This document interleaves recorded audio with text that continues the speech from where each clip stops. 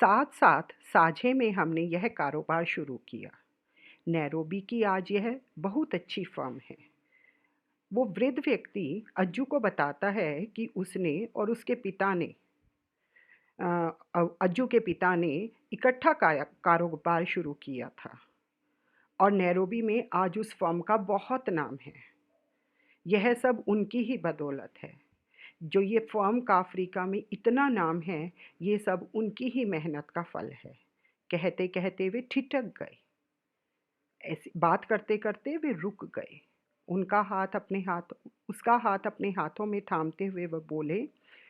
फिर उन्होंने अज्जू का हाथ अपने हाथ में लिया और बोले, तुम्हारी माँ कैसी है? अच्छी है, अज्जू ने कहा। भाई बहन? सब ठीक हैं, अज्जू ने फिर जवाब दिया। कहीं कोई कठिनाई तो नहीं, कोई परेशानी तो नहीं है? तो अज्जू ने उत्तर दिया, ना, सब ठीक हैं। तो वृद्ध व्यक्ति ने कहा, बस यही मैं चाहता था, यही, बस मैं यही सुनना चाहता था कि तुम सब लोग वहाँ पर ठीक हो। हौले से उन्होंने उसका हाथ सहलाया। हौले मतलब धीरे से, धीरे से उन्होंने उसका हाथ सहलाया। देर तक शून्य में पलके टिकाए सोचते रहे। शून्य वैसे तो आकाश के लिए प्रयोग होता है, तो यहाँ पर देर तक शून्य में पलके टिकाए सोचते रहे, बिना पलक झपकाए। एकटक एक दिशा में देखते हुए वे सोचने लगे। कुछ क्षणों का मौन भंग कर खोए खोए से बोले। मौन होता है चुप्पी। कुछ क्षण, कुछ पलों की चिप्पी तोड़ी और फिर खोए खोए से उदास से वे बोले, देखो बेटे, तिनकों के सहारे तो हर कोई जी सकता है। तिनकों के सहारे कहते हैं ना, डूबते को तिनके का सहारा। तो तिनकों के सहारे, थोड़े से सहारे के साथ तो हर कोई जी सकता है, लेकिन कभी कभी हम तिनकों के साए मात्र के आसरे, लेकिन कभी कभी क्या होता है, वास्तव में वो तिनके भी नहीं होते, उनकी परछाई होती है, उनका साया होता है, उनका भ्रम होता है कि तिनके हमारे पास हैं। उसके आसरे, उसके सहारे भंवर से निकलकर किनारे पर आ लगते हैं।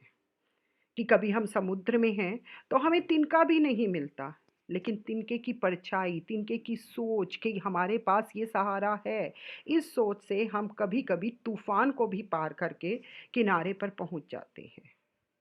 अर्थात कभी कभी जीवन में ऐसी कठिन परिस्थितियां, ऐसी विषम परिस्थितियां आ जाती हैं कि हमें कुछ नहीं सूझता, कोई सहारा नजर नहीं आता। केवल एक सहारे का आशंका वो होती है, सहारा होता है, सहारे की सोच होती है, सहारे की परछाई होती है। वास्तव में वो सहारा नहीं होता, फिर भी हम अपना जीवन अच्छे से जी लेते हैं।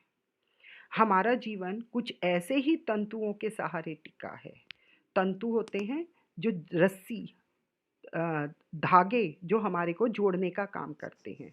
हमारा जीवन ऐसे ही तंतुओं के सहारे टिका है, ऐसे ही तिनकों के सहारे, ऐसे ही धागों के सहारे टिका है। यदि वे टूट जाएं, यदि वे सहारे टूट जाएं, छिन्न भिन्न हो जाएं, तितर बितर हो जाएं, टुकड़े टुकड़े होकर बिखर जाएं, तो पल भर में पानी के बुलबुलों की तरह सब समाप्त हो जाएगा।